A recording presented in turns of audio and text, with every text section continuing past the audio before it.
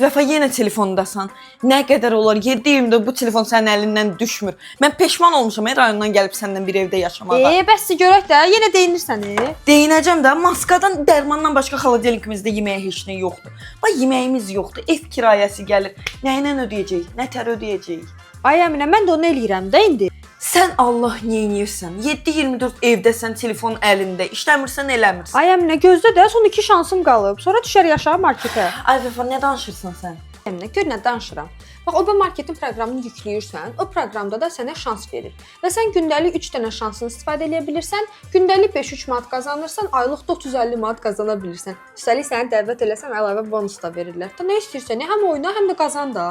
Boşuna telefon götürməmişəm mən. Sən Allah, sən kimə yalan danışırsan? Məndə də var da o proqram. Orada elə bir şey yoxdur. Hə, şansım da qurtardı. Ay Əminə, bax, məsələn yalan danışmıram. Məsələn, sən yəqin proqramı yeniləməmisən. Yeniləsən səndə də çıxacaq o.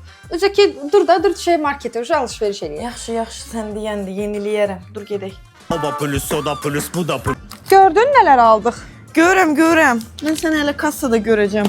Bunlar nətər ödəyəcəksənsə? Oba plus, o da plus, bu da plus. Bu da plus, o da plus, oba plus. Bax Əminə, gördün 40 manatlıq alış-veriş elədi. İndi cashback də gələcək. Hə, gördüm. Görüm Oba market ayın axırında ev pulumuzu verə biləcəkmi? Verərik, verməyinə.